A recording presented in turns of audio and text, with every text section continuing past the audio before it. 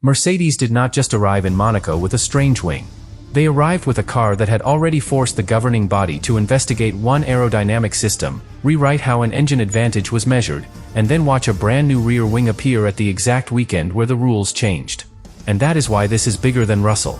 Because if Mercedes is still fast now, after the engine loophole was closed, after the front wing drama was cleared, and after Monaco removed active straight-line mode completely, then the rest of the grid may have a much worse problem than they thought. Maybe Mercedes was never relying on one trick.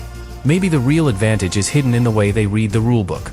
But there is one detail in this Monaco wing that changes the entire story, and it explains why rival teams are not just angry, they are nervous. Subscribe to the channel. The first thing to understand is that Monaco did not create this controversy. Monaco exposed it. Because before the cars even rolled through those narrow streets, Mercedes was already carrying two stories that would make any rival team suspicious. One was about a wing that did not appear to move the way people expected. The other was about an engine interpretation so clever that the governing body changed the way it would be measured. And when both stories belong to the same team, during the same dominant start to a new Formula One era, people stop calling it coincidence. They start calling it a pattern. Mercedes entered the 2026 season with the kind of confidence that makes the rest of the paddock uncomfortable. New rules were meant to shake the grid apart. New power units were meant to create uncertainty. Active aerodynamics were meant to give engineers a clean sheet of paper. But Mercedes did not look confused. They looked ready. The W17 was not just quick in one condition. It was quick everywhere that mattered. On the straights, it looked efficient. In the corners, it looked stable. Under braking, Russell could attack the car with the kind of trust drivers only show when the machine underneath them is giving clear answers. And that is where the suspicion began. Because in Formula One, dominance is never allowed to exist peacefully. The moment one car looks too comfortable, every rival garage becomes a courtroom. Every onboard camera becomes evidence. Every slow-motion clip becomes a question. Every unusual movement becomes a possible clue. That is exactly what happened after China. The Mercedes front wing became the first major flashpoint. People noticed that it seemed to return from its straight-line position to its corner position more slowly than expected. The number being discussed was 800 milliseconds, while the regulation required movement between the two fixed positions within 400 milliseconds. That sounds almost ridiculous at first. 400 milliseconds. 800 milliseconds. Both are less than a single second. But Formula One lives inside fractions so small they can decide championships. Think of it like a runner in a race being told they can lean forward for only one step, but somehow their body stays leaning for two. To a casual viewer, it might look like nothing. To another runner, it looks like a possible advantage. And to the referee, it becomes a question that cannot be ignored. But here is the twist. Mercedes did not argue that the wing was doing something clever. Russell said the opposite. He described it as a problem, not a benefit. He said it was not intentional. He said it was not giving Mercedes an advantage. And that response mattered because it changed the entire meaning of what people were seeing. If the wing was slow because Mercedes wanted it to be slow, that is one story. If the wing was slow because the air pressure at high speed was physically fighting the system, that is another. And the governing body accepted the second version. The explanation was that the hydraulic system controlling the wing had been calibrated with insufficient pressure for the forces experienced at speed. In plain English, the wing was trying to return, but the air pushing against it was stronger than expected. It was like trying to close a car door in a violent wind. You can pull the handle. You can push with force. You can be doing exactly what you are supposed to do. But if the wind is strong enough, the door moves late. That was the key to Mercedes' defense.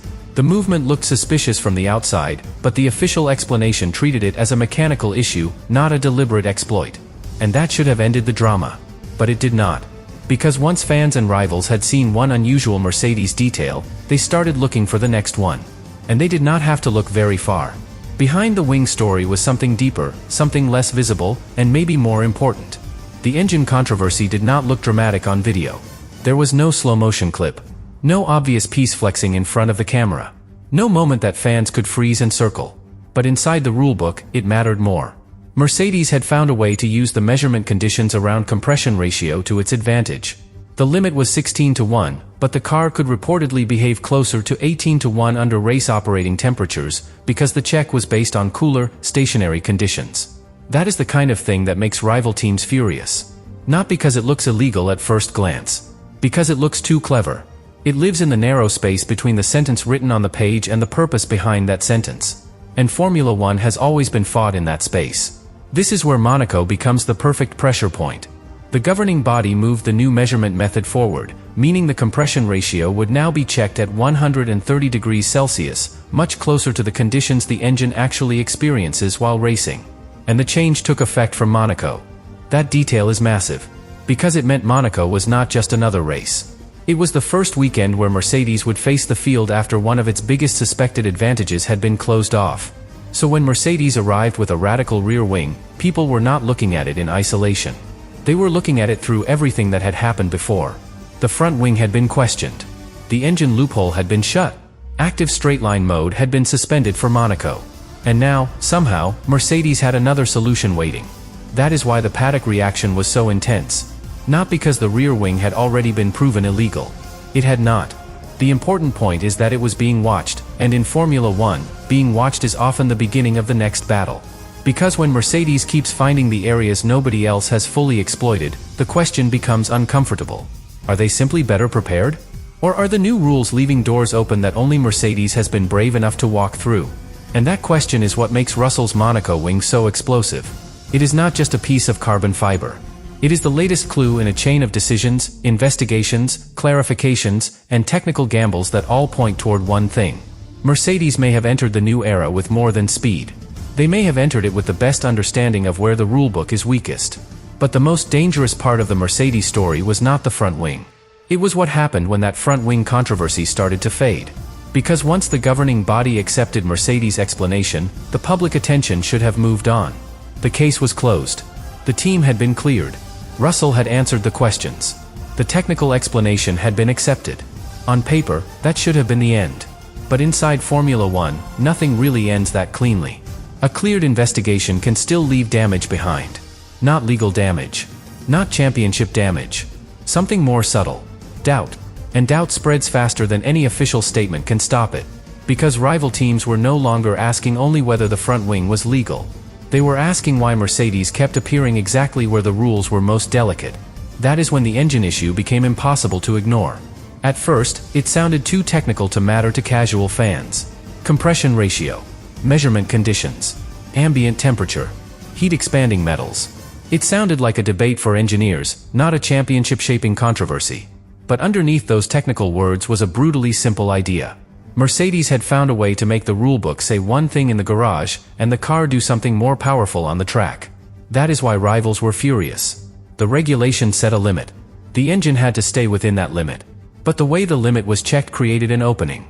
The check happened while the car was stationary, under cooler conditions, not while the engine was living through the heat and violence of a real Grand Prix. And Mercedes understood that difference.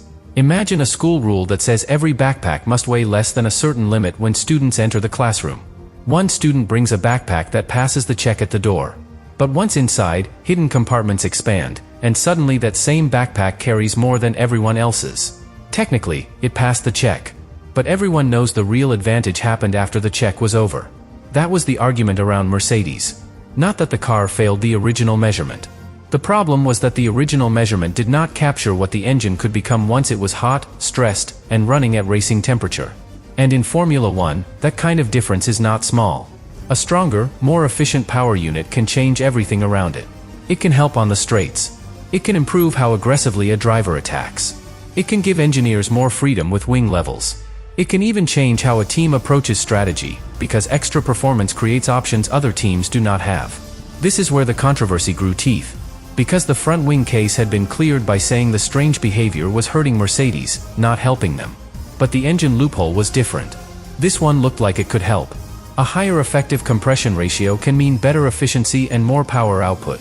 That does not automatically explain every Mercedes victory, but it does make the rival frustration easier to understand. If you are Ferrari, Red Bull, Honda, Renault, or anyone trying to compete, this feels like watching someone use a door you did not know existed. You may not be able to call it illegal under the old wording, but you can still demand that the door be closed. And that is exactly what happened. The governing body changed the measurement method. From Monaco onward, the compression ratio would be checked at 130 degrees Celsius, much closer to the real heat of a racing engine. That one change transformed Monaco into something far bigger than a street race. Because suddenly, Mercedes had to show what the W17 could do without that specific advantage. And that is where the pressure on Russell changed. Before Monaco, he was defending a car accused of suspicious wing behavior. At Monaco, he was driving a car whose entire advantage was being re-examined. That is a very different kind of pressure. Because drivers can ignore noise when the car feels perfect. They can say the talk does not matter. They can focus on braking points, steering inputs, tire temperatures, and lap time. But when a rule change hits the car before one of the most unforgiving races of the season, the noise follows them into the cockpit. Every tenth matters more. Every correction looks bigger. Every small slide becomes part of a bigger theory. If Russell was still fast, people would say Mercedes had more tricks hidden elsewhere. If Russell struggled, people would say the engine clampdown had finally revealed the truth. Either way, Mercedes could not escape the question. And then came the Monaco wing. This is the part that made the paddock lean forward. Because the active straight-line system, known as straight mode, was not available at Monaco. The governing body had decided that the circuit did not have a section suitable for safe activation. So the teams could not rely on that system for the weekend. That forced everyone into a different problem. How do you make the car fast on a track where straight-line efficiency matters less, but rear grip, stability, and confidence matter more than almost anywhere else? Most teams brought solutions. Mercedes brought a statement. Their rear wing concept was aggressive enough to become a talking point immediately. Unusual winglets. A different approach to the activation pod area. A design that seemed built specifically to take advantage of the strange conditions Monaco had created. And this is the key. The source does not say the wing was ruled illegal. It says the design was under observation. That may sound soft, but in Formula 1, under observation can be the first step toward a war. Because the governing body does not need to punish a part instantly for rivals to understand what it means. Sometimes the act of watching is already a signal. It means the solution is unusual enough to deserve attention. It means the interpretation is aggressive enough to raise questions. It means Mercedes has once again found a place where the rules and the reality of the car meet in an uncomfortable way. And for rival teams, that was the real problem. Mercedes was not simply arriving with upgrades. They were arriving with answers to questions most teams had not even fully asked yet. At China, the question was how fast an active front wing must return under real aerodynamic load. In the engine debate, the question was what compression ratio really means when metal expands under heat. At Monaco, the question became how far a team can reshape its rear wing concept when the normal active system is unavailable.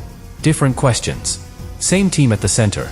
That is why the pattern mattered more than any single part. Because Formula 1 teams can tolerate losing to raw speed.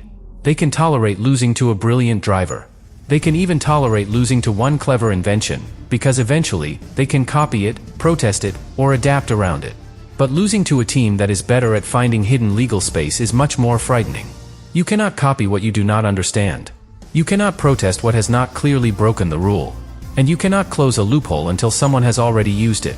That is the nightmare Mercedes was creating. The W17 did not just look fast. It looked like a machine built by people who had read the regulations differently from everyone else. Not faster. Differently. And that difference is what makes a new era dangerous. In a stable rulebook, teams know where the limits are. They know which ideas have already been tested. They know where the governing body is sensitive. They know which clever concepts will be rejected quickly. But in a brand new era, the map is not finished. The first team to understand the empty spaces gets a head start. And Mercedes seemed to be living in those empty spaces. This is why Monaco felt like a trap for the rest of the grid. If Mercedes dominated, rivals would not only lose another race. They would lose the argument that the earlier advantage explained everything. If Mercedes fell back, rivals would smell blood.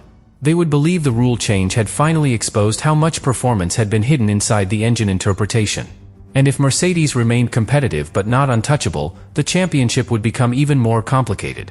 Because then every future race would become a test of which advantage was real, which was gone, and which one had not been discovered yet. That is what made the Monaco weekend so tense. It was not a simple verdict. It was a measurement. A measurement of Mercedes without one loophole. A measurement of Russell under suspicion. A measurement of whether the governing body had finally caught up, or whether Mercedes was already one step ahead again. And in the middle of all of it, the rear wing became the symbol. Not because it proved everything. Because it connected everything. The front wing showed how Mercedes could become controversial through movement. The engine showed how Mercedes could become controversial through measurement. The Monaco rear wing showed how Mercedes could become controversial through interpretation. Movement. Measurement. Interpretation. 3 different battlegrounds. One team. And that is why the story refuses to die.